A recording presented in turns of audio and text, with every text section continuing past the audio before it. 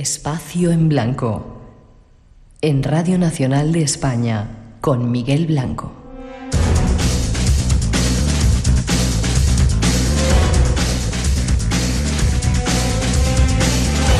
Pasan algunos minutos de las 3, las 2 en las Islas Canarias llega de nuevo nuestro tiempo, una hora más en las que el espacio en blanco se va a volver a abrir a esos universos del misterio que aquí nos gustan.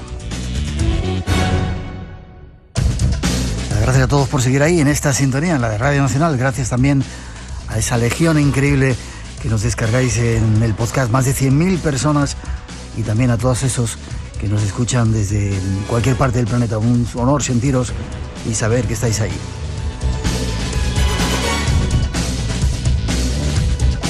Y para continuar con respuestas, que es lo que nos hemos propuesto en esta nueva temporada, vamos a rescatar a uno de vuestros invitados especiales. Su nombre, profesor José Álvarez López, profesor de física y de matemáticas, y con él os dejamos y ya veréis qué curiosas teorías tiene acerca de los ovnis.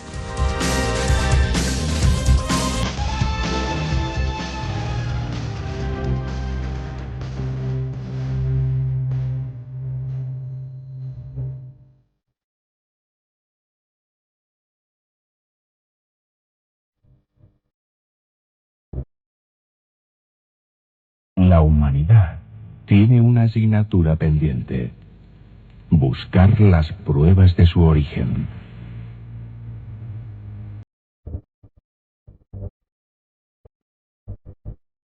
Y junto a ello, buscar las pruebas de esas visitas que han acompañado al hombre durante toda su historia.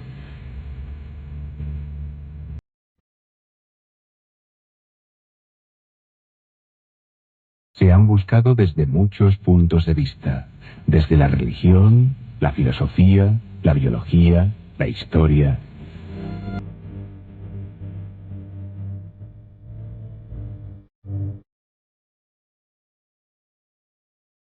Pero quizá deba ser la moderna diosa de nuestro tiempo, la ciencia, quien dé las claves, las pruebas de posibles visitas de seres de otros mundos.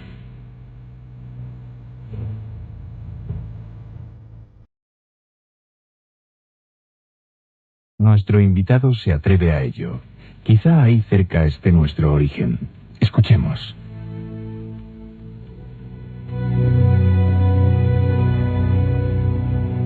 Bueno, pues después de muchos años tenemos de nuevo con nosotros al doctor José Álvarez López. Es un placer tenerte en el programa. ¿Cómo estás? Sí, muy bien, hombre. También como contigo, un perro del rey. Es curioso porque José Álvarez López, para todos nuestros oyentes, estuvo con nosotros en España, pues en el año 92, luego... Para el aniversario, 500 aniversario del descubrimiento de América, estuve en España y hicimos muchas entrevistas en Madrid. Cierto, ahí fue cuando todos nuestros oyentes descubrieron al profesor José Álvarez López. ¿Cómo han cambiado las cosas, doctor, desde que hablábamos de las pirámides? ¿En qué nuevas investigaciones estás metido ahora? Bueno, desde que estuvimos hablando de las pirámides en Madrid, ahora ha habido el lógico progreso que siempre, son cerca de 7 años, de manera que han pasado muchas cosas y muchas novedades también. ¿Has demostrado por fin que los ovnis se pueden mover con esa energía que estabas buscando? Bueno, hay que aclarar ese punto, porque en Madrid hice publicaciones sobre ese tema, adelantando demasiado optimismo en los resultados, ¿no? Teníamos resultados de nivel científico y teníamos que pasar al nivel industrial, que se dice, ¿no? El paso del laboratorio a la industria. Entonces, para hacer esas demostraciones, esos aparatos que teníamos en el laboratorio, los extrapolábamos al nivel para todo público y dispositivos para mostrar. Y pensábamos que era una cuestión elemental porque así parecía, pero hemos encontrado dificultades para el paso ese del laboratorio a la industria, para la exhibición de un dispositivo que se mantenga en el aire, pero de cualquier manera la parte científica de la investigación no se ha movido, al contrario, hemos avanzado en detalle y aclaramiento de unos principios científicos nuevos que hemos descubierto nosotros respecto a ese fenómeno ovni, es decir, el método para sustentar objetos contra la acción de la gravedad, que queden flotando en el aire como flotan los ovnis. ¿Tú crees que los ovnis son de procedencia extraterrestre, como parece ser que se está ya descubriendo en los últimos tiempos, en los últimos días? Bueno, de eso he estado siempre seguro y ahora tengo ya prueba definitiva. Desde el momento que nosotros hemos obtenido, ya conocemos los principios científicos que fundamentan el movimiento de los ovnis, desde ese momento la cuestión de los ovnis está terminada, porque justamente la dificultad que tienen los científicos para admitir los ovnis es porque contrarían los principios científicos. Y hay un principio científico sagrado, una especie de bestia sagrada, que es el principio de acción y reacción. Y hay otra bestia sagrada, son dos. El otro principio sagrado que no se puede tocar, intocable, es el principio de conservación de la energía. A tal extremo es intocable el principio de conservación de la energía que se encontraron violaciones al principio de conservación de la energía en experimentos de laboratorio. Esto hace cosa de unos 30 o 40 años, se encontraron fallas en la radioactividad beta, un fenómeno físico muy conocido, muy importante.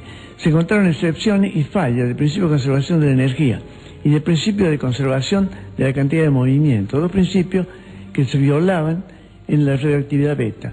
Bueno, como los científicos son conservadores, terriblemente conservadores, no podían admitir que se violaron los principios.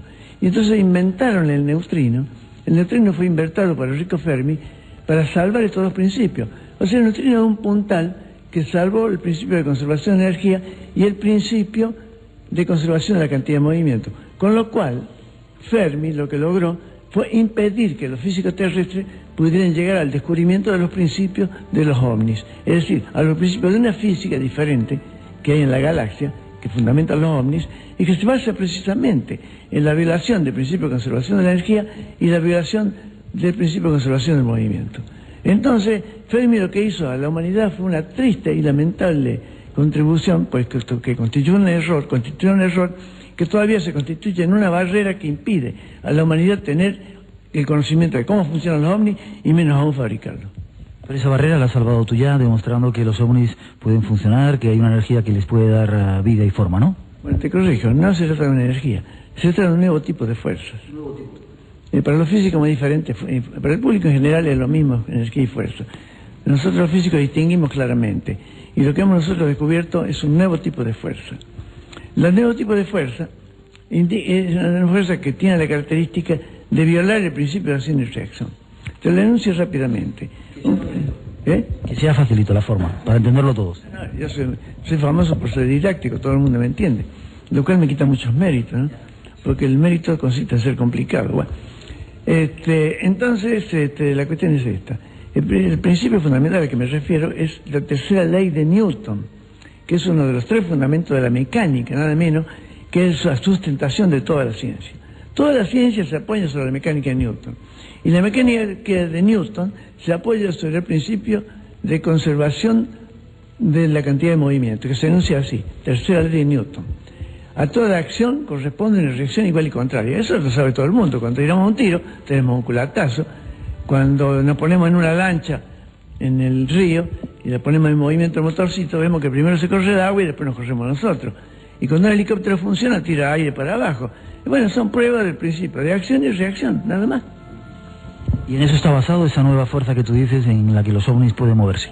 Justamente, la fuerza que yo digo que los ovnis pueden moverse se basa en la violación del principio de acción y reacción. Y fíjate, repito lo que dije antes, que es muy importante. El neutrino es una cosa inexistente para los físicos. Un físico muy famoso calificó el neutrino como un cuchillo que no tiene ni hoja ni mango, y sin embargo corta. Un absurdo, es decir, directamente el neutrino es una entidad inexistente cuya única función es servir de puntal para impedir que los humanos fabriquemos ovnis en la Tierra, nada más que por eso. Hoy vamos a aprender matemática como hicimos en otras ocasiones con el doctor José Álvarez López. Nos vamos de viaje, si te parece, vamos hasta Egipto, ese lugar que hemos conocido bien. Allí tú decías que hay pruebas de tecnología extraterrestre o alta tecnología que no existe en la Tierra. Danos unos cuantos datos de ello. Me encanta Blanco porque tiene una especie de telepatía. Cuando yo tengo que decir algo, me lo preguntas. Bueno, justamente lo que corresponde ahora, después de lo que dije, de acuerdo a mi organización mental y a tu telepatía, bueno, es simplemente esa cuestión de Egipto. Porque en Egipto yo he encontrado, lo que podría decir, la única prueba material para la existencia de los ovnis.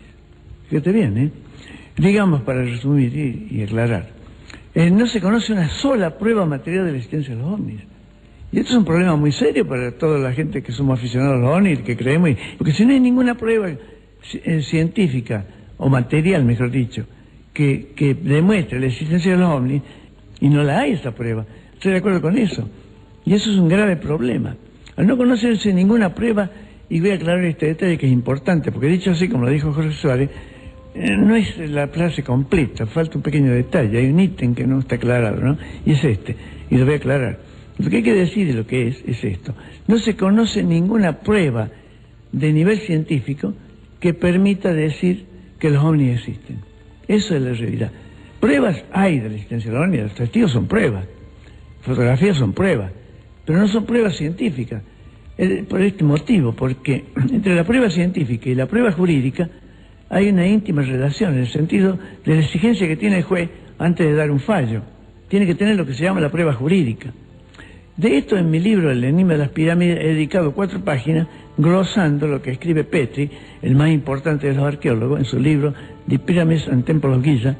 En ese libro, Petri expone la diferencia entre la prueba científica y la prueba jurídica, y dice que la prueba científica tiene que ser más estricta que la prueba jurídica desde el momento que se conocen numerosos casos de pruebas jurídicas que fueron fallidas, fueron errores judiciales, y la ciencia no se puede permitir el lujo de ningún error. Por tanto, la prueba científica es tan estricta que no se conoce ninguna prueba científica de la existencia de los ovnis. Lógicamente, la conclusión es esta: para la ciencia, los ovnis no existen. Sin embargo, tú has podido encontrar esas pruebas en Egipto. ¿Cuáles son? Bueno, en Egipto he encontrado varias pruebas científicas que resisten el análisis y las exigencias de la prueba científica de la existencia de tecnologías extraterrestres. Más aún, de ciencia extraterrestre. En Egipto lo primero que yo descubrí en materia de ciencia egipcia, de conocimientos egipcios, y por un accidente de cálculo, y eso lo hice cuando acababa de recibirme, había unos meses que me había recibido de licenciado en matemáticas en la Universidad de La Plata. Era matemático y era recibido oficial, y en ese periodo trajeron a un lugar que nos reunía, una pensión, era estudiantes, y que nos reuníamos diversas personalidades que después fueron, muchas de ellas, personalidades mundiales. Puedo citar a Mario Bunge, uno de los valores de la matemática argentina. Puedo citar a César Trejo, otro de los grandes valores internacionales hoy de la matemática argentina. Bueno, con estos amigos de aquel tiempo, nos reuníamos en la pensión, y un día trajeron un líbrico del abate Moré, que se titulaba La science mystérieuse de Faraón. Todavía no estaba traducido al castellano. Y entonces ahí el abate Moré hablaba o narraba la entrevista de un periodista antiguo, un colega vuestro, de hace 2600 años. Ese colega vuestro, que de hace 2600 años, que era un periodista griego, era nada menos que Heródoto, y que se llama el padre de la historia. Bueno, pues bien, este periodista en Egipto entrevistó a los monjes egipcios y le contaron muchas cosas sobre las pirámides. Lo que hoy hablamos de las pirámides, que hablan de las pirámides los arqueólogos, es lo que les contó Heródoto, lo que nos contó Heródoto. Y Heródoto decía directamente, entre las muchas cosas que narró, muy importantes todas ellas, la existencia de Keops. Keops no lo conocía nadie. Quien lo trajo al mundo, a la información mundial, a Keops, fue Heródoto. Y en ese libro, precisamente, que él escribió, que se llama, el capítulo dedicado al libro de eso, dedicado a las 9 musas, el libro, ¿no? Y una de las musas, que es Euterpe, la música dedicada a la lírica, en eso donde narra el asunto de las pirámides de Egipto. Bueno, para resumir y acortar, porque me han dicho que tiene que ser breve, bueno, pero hay mucho rollo aquí, va. Pero vamos cortando. Entonces, para ser breve directamente, aquí dice Heródoto, dice Heródoto que le han dicho a los monjes que si se hace un cuadrado con la altura de la Gran Pirámide, ese cuadrado tiene las mismas dimensiones, la misma superficie que uno de los triángulos de las caras laterales de la Gran Pirámide. Entonces yo quise verificar eso y cometí un error que si lo comete un alumno mío, yo le pongo un 0. Lo he hecho, una barbaridad, pero lo cometí yo. Y ya era licenciado en matemáticas, y fue el error este. Al calcular el cuadrado con la altura de la pirámide, calculé un rectángulo, confundí el rectángulo con un cuadrado, y calculé un rectángulo con la altura de la pirámide, que son 147 metros, y el ancho de la base de la pirámide, el largo de la base, que son 235 metros. Hice un rectángulo de 235 metros por 147 y me creí que era un cuadrado. Bueno, de cualquier manera, ese disparate me permitió una cosa curiosa. En el juego de los cálculos me encontré con esta fórmula que los matemáticos y los ingenieros que me están escuchando la van a entender perfectamente. y van a saber qué antes que yo lo diga. Me encontré con esta fórmula, 4πr². Y para los matemáticos y los ingenieros que me están escuchando, ya saben muy bien que 4πr² es una esfera. En matemáticas, 4πr² es una esfera. Una esfera es como una esfera con todas las de la E, y ahí podemos sacar todos los cálculos de la esfera. Bueno, el asunto, para resumir, es que yo me pregunté, ¿de dónde entró esta esfera en la pirámide?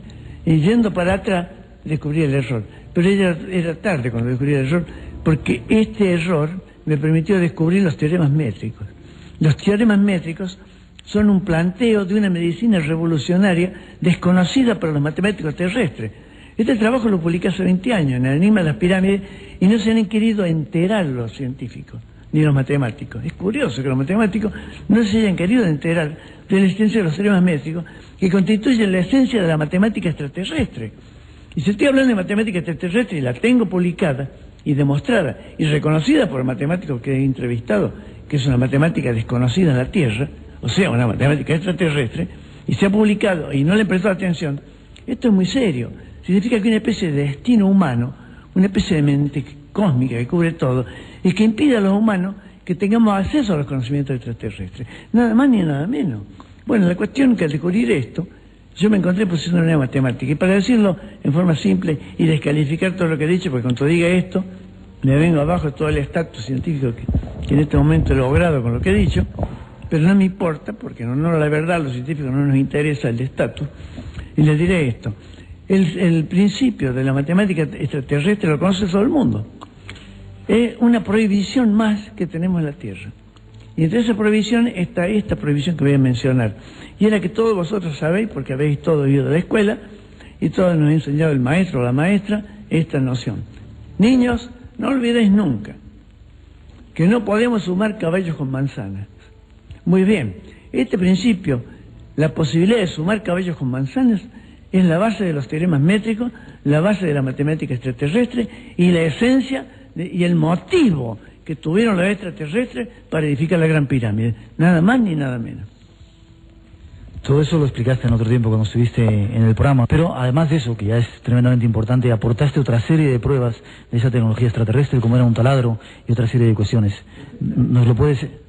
Sigue la telepatía. Bueno, el segundo capítulo que tiene que ser es justamente el problema de lo que he dado, pruebas inmateriales de la existencia de tecnología de ciencia extraterrestre. Eso es lo que acabo de decir. Bueno, ahora, que de las cuales no quieren enterarse los científicos terrestres. Ojo, que esto es importante, que no quieren enterarse y no se van a querer enterar. No hay que enterarlos a la fuerza. Bueno, la otra aspecto de la cuestión es la existencia de pruebas materiales de la existencia de tecnología extraterrestre. Bueno, mira, con este capítulo creo que vamos a decir una cosa muy gorda y muy gruesa. El asunto es este, y muy simple. Este asunto es grave. Es un asunto que yo considero grave, y es una cosa en la que voy a hacer una grave acusación a la comunidad científica. El establishment científico yo lo acuso de falacia y de inoperancia y de mala fe. A todo el establishment científico por lo que respecta a lo que ha ocurrido con Petrie.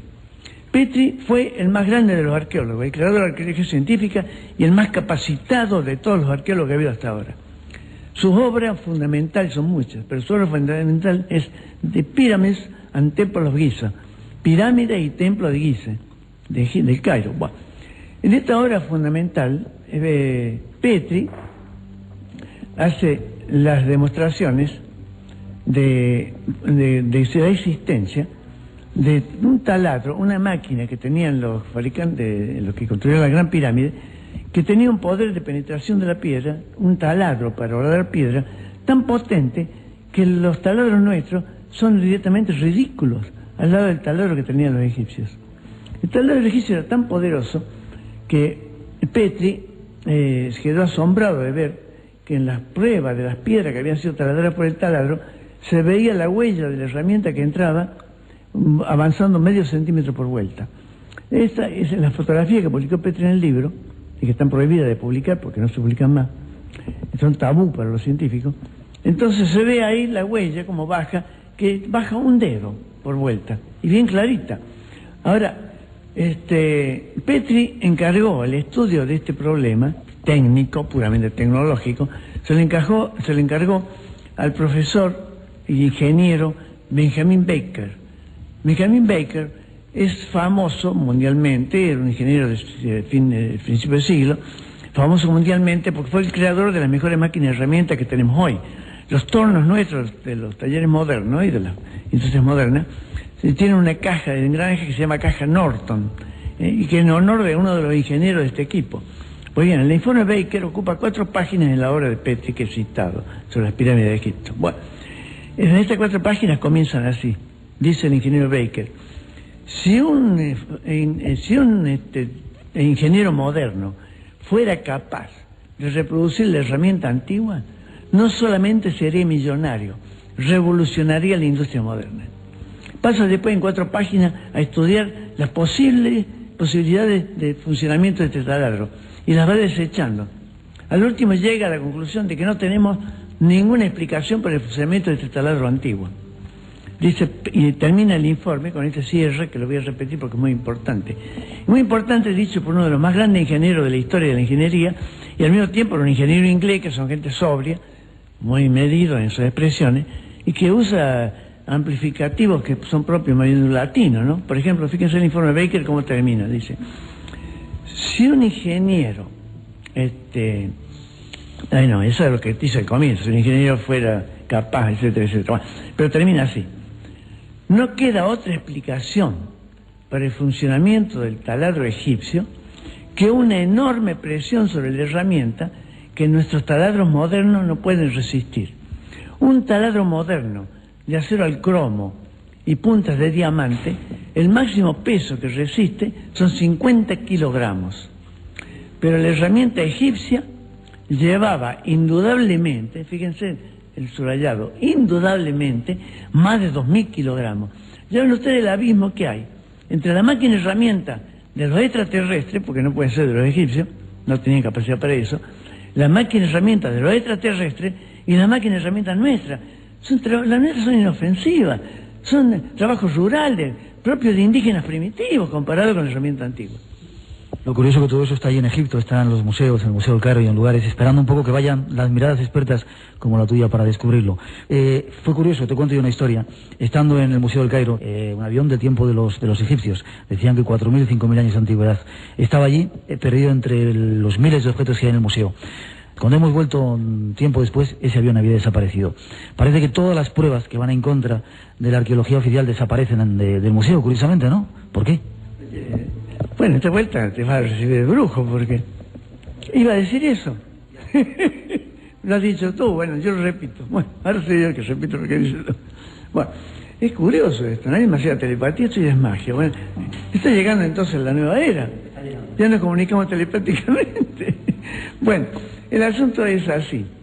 De esas piedras agujereadas, trepanadas, otras al grupo de investigadores del Baker, del ingeniero Baker y compañía, bueno, y otras fueron dejadas en el Museo del Cairo. Yo cuando estuve en el Cairo hace 30 años, yo las vi allí en los anaqueles, las piedras perforadas por la herramienta egipcia. Me fui por tercera vez a Egipto, fui a buscar las perforaciones de los egipcios que estaban en el museo, en el anaquel, y habían desaparecido el anaquel. Entonces, para mí esto es una porquería, esto es un fraude, esto es una canallada de los arqueólogos del Cairo, nada más ni nada menos. Los acuso de ser simplemente unos inmorales científicamente hablando. Hay alguien a quien le interesa, parece ser que no se encuentren estas pruebas de que las cosas son diferentes a como nos habían contado. Entonces, estaba diciendo el asunto de los taladros estos, ¿no? Pues bien, continuando con mi viaje de hace un año a Egipto, anduve por varios lugares y encontré y consulté e investigué, traté de ver lo que se llaman lugares donde se dejan escombros, escombreras, se dejan las construcciones de pirámides, quedan una cantidad de piedras rotas, quedan estantes, queda todo lo que queda en una obra, todo el desecho de la obra, y eso le llamamos escombros, se amontona en ciertos lugares. Bueno, visité varias escombreras de pirámides buscando muestras de piedras perforadas, y me encontré 4 piedras perforadas en total. En general me dio la casualidad esta vez de que todos los taladrados eran de 2 pulgadas de diámetro, porque había hasta de 70 centímetros, ¿no? Enorme, 5 centímetros de promedio, lo que yo encontré esta vuelta, todos eran de ese tipo. Y encontré piedras rotas y pude ver de nuevo cómo era este asunto que antes lo había leído, mejor dicho, no lo había visto, lo vi en el museo, y después lo leí en los libros de Petri, y ahora tenía yo delante mío las pruebas estas, y las estudié detenidamente. Bueno, acá hay una cosa completamente anómala en estos perforados. Mi teoría para explicar el funcionamiento de la herramienta egipcia que penetraba el granito como si fuera madera, bueno, mi explicación era la existencia de una punta de dureza 500. Eso yo lo he publicado y hasta en un reportaje lo dije. Bueno, pues ahora viendo de nuevo las muestras, mi teoría del diamante, del superdiamante o diamante de dureza 500, ya no es suficiente.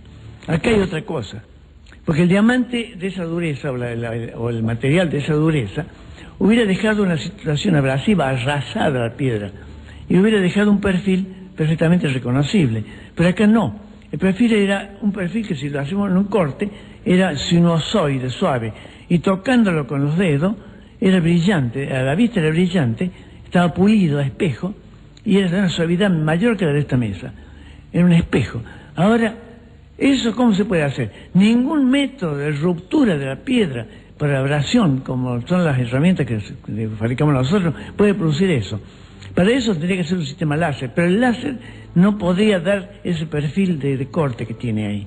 Entonces nos encontramos delante de una cosa que no se aclara ni con el diamante de dureza 500 ni con el láser.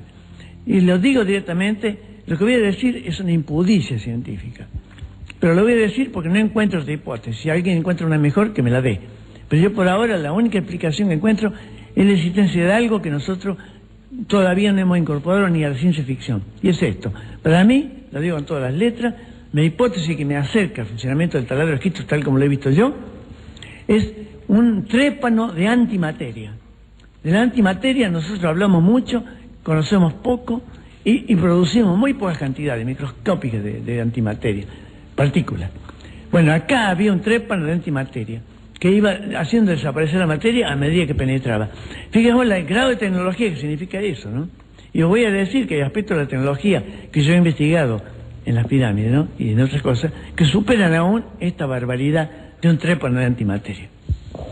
Casi nada. El tiempo dará razón al profesor Álvarez López y, como decíamos antes, posiblemente haya gente que le interesa que las pruebas estén ocultas de que ha habido otra gente visitándonos, pero dentro de poco, después de esa introducción que hacemos enseguida, nos preparamos para la oleada que viene, que es un poco lo que queríamos contaros hoy.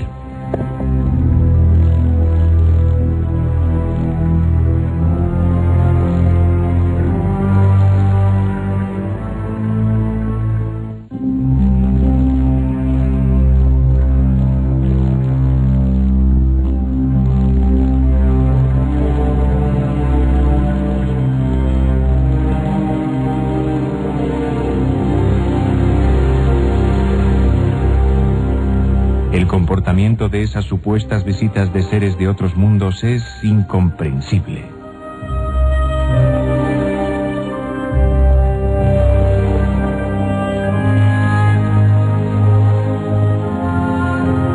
No parece sujetarse a patrones lógicos de conducta, pero, sin embargo, sí parece atenerse a una cierta característica.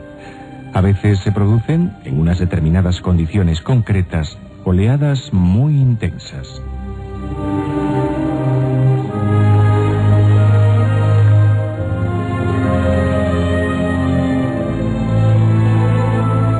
Nuestro invitado dice tener la prueba de ello y se atreve a profetizar que nos encontramos ante una nueva e intensa oleada.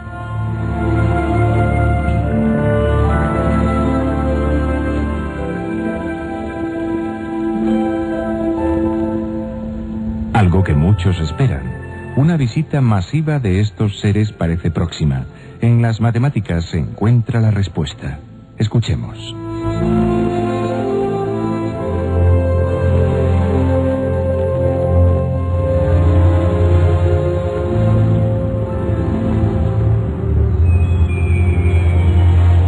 Pues seguimos con esta segunda parte del programa, un programa especial. Nuestro invitado Hoy en esta ocasión es el profesor José Álvarez López, un científico genial de los que van abriendo un poco camino. Y José, hablábamos de que hay mucha gente que está esperando a nivel intuitivo, a nivel de sentimientos, a nivel mágico, una gran respuesta a estos seres extraterrestres de los cuales antes dábamos pruebas. La llegada inminente de estos seres. ¿Tú tienes pruebas científicas de que esto va a ocurrir? Cuéntanos. Bueno, no tengo pruebas científicas de que esto va a ocurrir, ¿no? Lo que tengo son ciertas inferencias basadas en datos históricos y en circunstancias muy importantes, ¿no?, que voy a pasar a relatar. Y hay una inferencia de posibilidad de fechas que es medio complicada y no muy segura. Pero de todas maneras existen elementos para suponer que va a haber un gran cambio a partir de este momento. Mejor dicho, el cambio ya se ha producido y ya estamos en la nueva era. No es que se va a producir, es que ya empezó. Pero esto no va a ser una cuestión de golpe, que de hoy para mañana va a cambiar. No, un proceso que empezó hace 5.000 años y continúa, y que ha venido con una incidencia, digamos, con una curva matemática X, y que ahora está en un punto de inflexión de la curva, no puede cambiar de golpe, ni se puede producir algo que vamos a ver todo así rápidamente. Hay una ansiedad porque ocurran cosas que evidentemente el cosmos no le preocupa. El cosmos sigue su ritmo lento y esto va a seguir su ritmo lento. Pero de todas maneras, estamos ya en una nueva era. La nueva era es curiosa, cómo se van superponiendo las significaciones, porque empezamos un nuevo año, además un nuevo siglo, además un nuevo milenio y además una nueva era. Esta nueva era de 2.600 años, 2.600 años, esta nueva era es lo que se llama la era zodiácica, ¿no?, del zodíaco. Y estamos saliendo del signo de Piscis, hemos salido del signo de Piscis y ahora comenzamos con el nuevo signo de Acuario. Entonces ya es una nueva era para la humanidad y para todo. Entonces, esto, repito, no va a ser de golpe ni se van a ver los efectos, pero ya empezó la cosa. Y no vamos a decir que el 1 de año vamos a empezar nosotros el año nuevo, etc. Bueno, aquí hay una serie de errores superpuestos y una serie de equívocos, porque el nuevo año ya ha comenzado. Lo que ocurre es que nuestro almanaque, y vamos a calificarlo claramente, nuestro almanaque cristiano es de mala calidad. Está hecho por astrólogos de segunda, los cuales se equivocaron al comenzar el año, empezando el año en diciembre.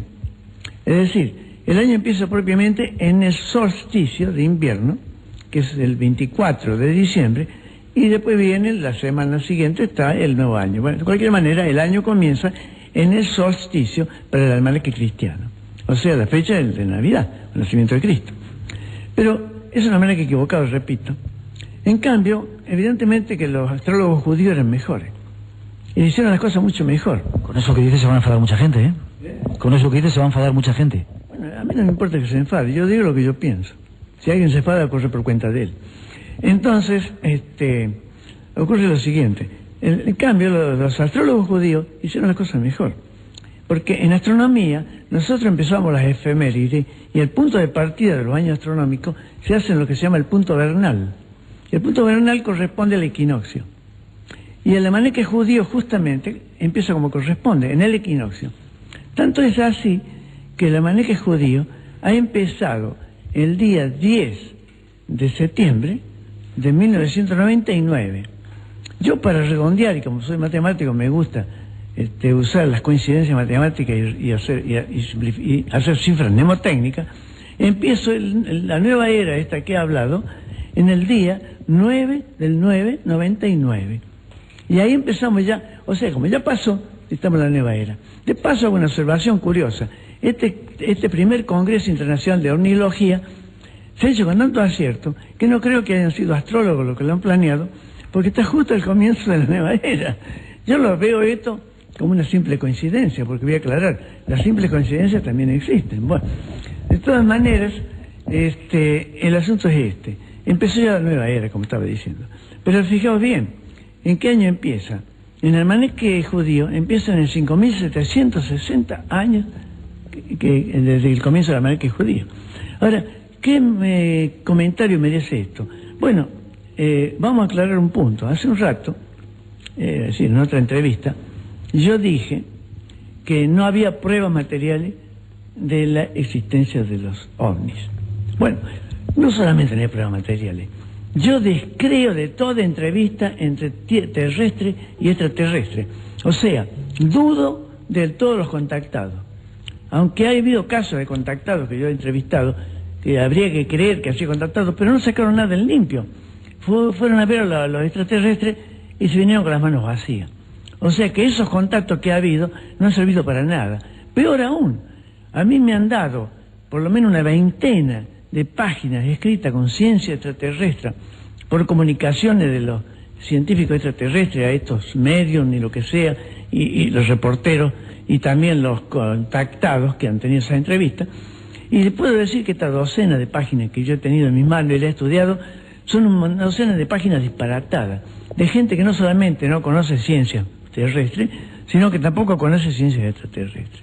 De manera que, sigo insistiendo, no solamente no hay ninguna prueba de la existencia de los ovnis, sino que no hay ninguna clase de contacto entre humanos y extraterrestres en este momento. Y no la ha habido en los últimos tiempos. Y voy a dar la fecha para simplificar, porque hay que andar rápido en televisión. Las últimas entrevistas entre terrestres y extraterrestres se hicieron en el año 1 del almanaque hebreo, del almanaque judío. O sea, vamos a decir la fecha, esa fecha es importante. Quiero que se la graben, porque si bien ahora no voy a completar la información, más adelante la van a tener completa. Pero hay otra fecha como un pie para lo que va a venir después, y la fecha es esta. Es la fecha del nacimiento de Jesucristo en el almanaque judío, que es el año 3760. Anótalo, 3760. Ese año es fundamental, porque 3760 años antes de Jesucristo se dieron las últimas entrevistas entre terrestre y extraterrestre. Si bien ahora ya no hay más entrevistas entre terrestre y extraterrestre, las hubo en la antigüedad y numerosas, y fluidas, y constantes, y llenas de contenido. Yo tengo un numeroso conocimiento de ciencias extraterrestres, acabo de mencionar algunos. Los teoremas métricos, la matemática extraterrestre, y tengo mucho más que he publicado en diversos libros de conocimiento extraterrestre. En la Cábala Bíblica, por ejemplo, he publicado numerosos conocimientos extraterrestres. Entonces, toda la gente que durante todo este tiempo dice y afirma haber mantenido contactos, que incluso aporta pruebas, que dice que les han metido implantes y aparatos dentro del cuerpo, ¿están mintiendo o...? Por supuesto, o son alucinados, son locos o son mentirosos. Esa es mi opinión sobre todos los contactados.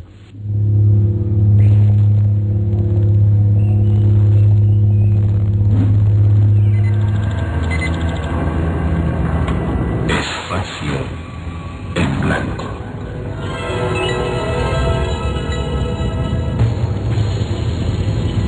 Un viaje hacia otros mundos.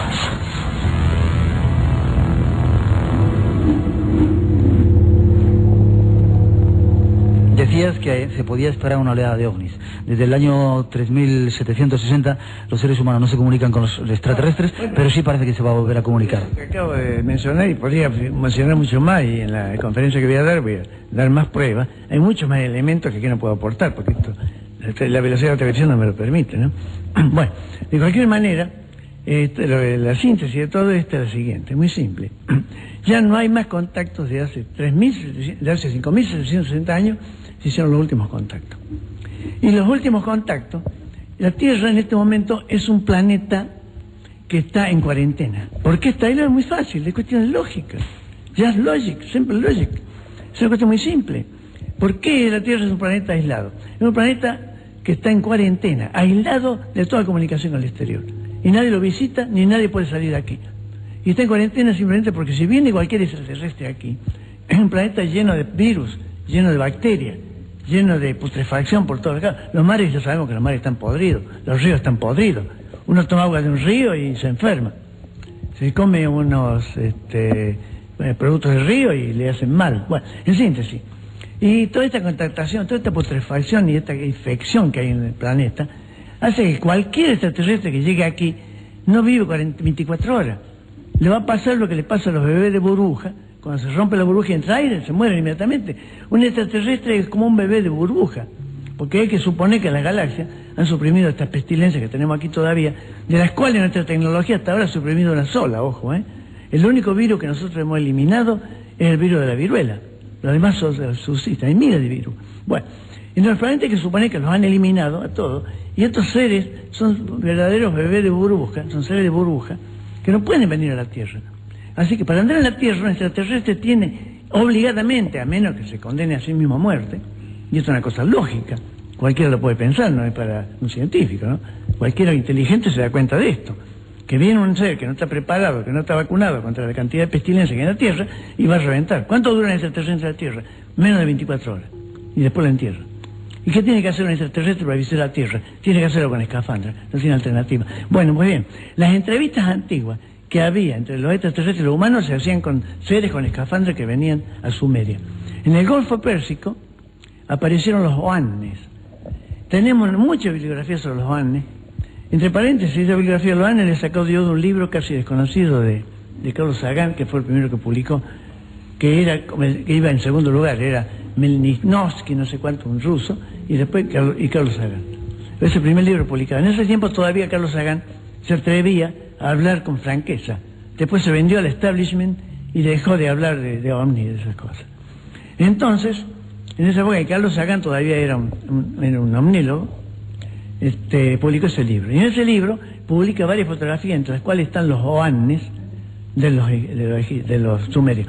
Les voy a aclarar que la fotografía publicada por Carlos Sagan en su libro, un libro casi conocido, que no está traducido al castellano, es en inglés solamente. En este libro, las fotografías públicas son muy claras y están tomadas de los sellos cilíndricos. Los sellos cilíndricos eran un sistema de sellado que tenían ellos para grabar las tabletas con uniforme. Las tabletas de arcilla se le pasaban los sellos y era una especie de sistema de impresión y quedaban una serie de imágenes. De esos sellos tenemos como unos 40 que se han encontrado los arqueólogos y que han estado en el Museo de Berlín. Y hay un libro de un tal Frankfurt sobre cylindrical seals, en el cual, en este libro, Frankfurt publica una cuarentena de sellos cilíndricos. De estos fue Carlos Sagan que sacó 2 para el libro de él, y en el que se ven los Oannes, que son individuos que están dentro de una escafandra, y que decían en los textos de ellos que hablaban con voz metálica. De día hablaban con los reyes de Babilonia y los informaban sobre ciencias, así dice los textos antiguos, los informaban sobre ciencias y arte. Y al anochecer se iban al Golfo Pérsico, justamente en Kuwait, y se sumergían para pasar la noche en el Golfo Pérsico. Eran seres anfibios. La reconstrucción es muy simple. Tenían que estar en la escafandra porque si no se morían. Y además, posiblemente, esto es una hipótesis muy factible y hasta casi necesaria, la presión atmosférica del planeta de ellos es distinta a la nuestra. Y presumiblemente es una presión, digamos, de 4 atmósferas de la nuestra, lo cual les exigía a ellos, para comodidad, bajar en el Golfo Pérsico a un batisca, porque ellos se sacaban la escafandra y estaban a 4 atmósferas de presión. Es una reconstrucción de los hechos. Bueno, de cualquier manera, estos sucesos sucedían en el año 5.760, hace 5.760 años, y cuando se inscribieron las edades de los patriarcas del Génesis, del capítulo 5 y capítulo 8 del Génesis. Bueno, estas edades están codificadas, no son edades de patriarca. La prueba de que no son edades de hombre, y por tanto es un blef de la Biblia, es una mentira bíblica. Nosotros juramos decir la verdad sobre la Biblia, y la Biblia miente de entrada, porque los patriarcas no existieron, y es una mentira que existieron esos seres que están ahí. Una mentira bíblica en la cual, fíjense qué barbaridad que es esto, está dividida en 2 grupos: los antediluvianos, hijos de descendientes de Adán, y los postdiluvianos, descendientes de Noé, en el capítulo 5 y el capítulo 11 del Apocalipsis. Bueno, un joven estudiante de Derecho y comisario de minoridad de Mendoza, un muchacho joven, descubrió el código con el cual han sido codificadas las edades de los patriarcas, el supuesto patriarca. Nosotros, con el código provisto por este señor, en el Instituto de Avanzado y trabajando y auxiliado con computadoras, por supuesto, hemos descubierto el significado de los números que representan la edad de los patriarcas. Para dar un dato más, para aclarar más y reafirmar lo que estoy diciendo, les voy a aclarar que las edades de los 10 patriarcas posteriores, descendientes de Noé, esos nombres son los nombres de las ciudades del reino de Mari. El reino de Mari era un reino que se extendía a los 2 lados del río Éufrates, muy conocido por los arqueólogos, muy investigado, muy importante, y que tenía numerosas ciudades en el año 3700 a.C. Fíjate la fecha que estoy dando, ¿no? Bueno, y entonces, todos los nombres que da en la Biblia, en el Génesis capítulo 11, para los supuestos patriarcas descendientes de Noé, Serug, Nachor, Salas, Tare, Peleg, bueno, todos esos nombres, son 10 nombres, en total, son nombres todos ellos de la ciudad del reino de Mari. Con lo cual nos están diciendo con toda franqueza, porque no son mentirosos, no quieren mentir, la Biblia no quiere mentir, aunque miente, pero no quieren mentir, y nos declaran que estos seres, nos dicen con toda franqueza, no son hombres, son ciudades, por tanto no existieron. Ahora, nosotros hemos traducido, ¿cómo se dice? Técnicamente, ¿no? Hemos decodificado los nombres de los 20, los nombres de los 20 patriarcas, y hemos encontrado los valores de 12 constantes atómicas con los valores modernos. ¿Y qué significa eso? Las constantes atómicas son números que constituyen el conocimiento de élite de la humanidad de hoy. Yo, tú y todos nosotros los humanos tenemos el orgullo de conocer esas 12 constantes atómicas que son el ápice del conocimiento humano de este momento y de todas las eras. El máximo conocimiento logrado por el hombre son las 12 constantes atómicas. Y esas 12 constantes atómicas que son el orgullo de la humanidad de hoy, y mi orgullo y el vuestro, bueno, esas 12 constantes atómicas están en el Génesis. 11 constantes atómicas están en el capítulo 5, en la edad de los patriarcas descendientes de Adán. Y una sola constante atómica, una sola, está en los números de los 10 patriarcas descendientes de Noé. Ahora, esa constante atómica, evidentemente la más importante, es el número 1836 que sale decodificado de ahí. Y 1836,1 es el valor que hoy día, modernamente, desde hace menos de 10 años, atribuimos a la relación de masa protón-electrón, nada más ni nada menos. Eso entonces, este conocimiento tan exacto y profundo de la ciencia atómica, que está representada por su máxima expresión, que son las constantes atómicas, que todos los físicos las sabemos de memoria, si quiero las digo todas de memoria, las manejamos constantemente los físicos. Bueno, el conocimiento superior de la humanidad, bueno, está todo eso en el Génesis de hace 5.760 años. Y en esa fecha, 3.760 de Jesucristo, se cerró el contacto entre los terrestres y los extraterrestres. Y eso me hace recordar, para cerrar esto, lo que dice Platón. Platón dice, los antiguos que conversaban con los dioses conocían la verdad. Bueno, eso, los dioses, para Platón y para los antiguos, eran los extraterrestres. Y dice Platón que conversaban, y así, acabo de demostrar yo, que conversaban, porque si no, ¿cómo iban a saber los escritores del Génesis conocer las constantes atómicas? Únicamente conversando con los extraterrestres, lo cual para mí es una demostración terminante de que ha habido contactos extraterrestres. Y supongo, tengo motivo para pensar, pero eso exigiría otra audición. ¿Cuál es la prueba que tengo en base a esta fecha para decir que el año 5760, es decir, el 9 del 9 del 99, ya ha comenzado la nueva era y que ahora se van a reanudar los contactos con los extraterrestres? O sea, directamente, concretando, ¿no? La Tierra es un planeta que está en estado de, ¿cómo se dice? Un barco se lo declara epidémico, cuarentena. La Tierra es un planeta en cuarentena y la cuarentena se ha levantado ya. Y van a empezar a venir, con escafandra por supuesto, y van a tomar las precauciones antisépticas necesarias para poder comunicarse con nosotros, y van a empezar recién los contactos. Porque los individuos estos que han tenido contactos, si los han tenido y han sido sinceros, muchos de ellos parecen haber sido, por lo menos hablando con ellos, veo que son sinceros, se han contactado con robots. Pero no con robots nuestros que son ineficaces, son robots que son casi como seres vivientes.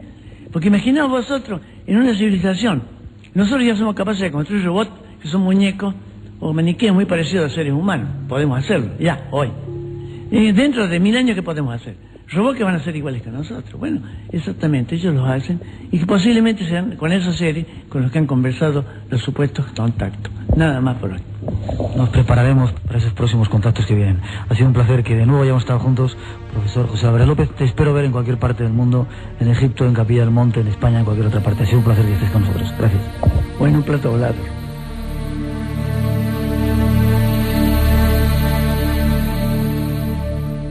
Una ventana abierta hacia otros universos. Espacio en Blanco, en Radio Nacional de España, con Miguel Blanco. Siempre he creído en los números, en las ecuaciones y la lógica que llevan a la razón. Pero después de una vida de búsqueda, me digo, ¿qué es la lógica? ¿Quién decide la razón? He buscado a través de lo físico, lo metafísico, lo delirante, y vuelta a empezar. Y he hecho el descubrimiento más importante de mi carrera. El más importante de mi vida. Solo en las misteriosas ecuaciones del amor puede encontrarse alguna lógica.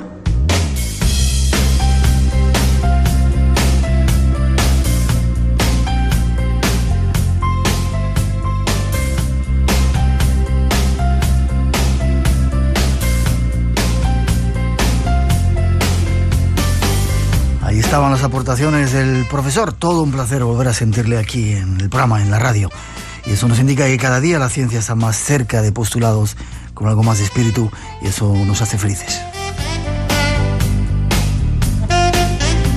Y por ahora tenemos que dejaros, pero la radio sigue aquí en vuestra casa, en Radio Nacional.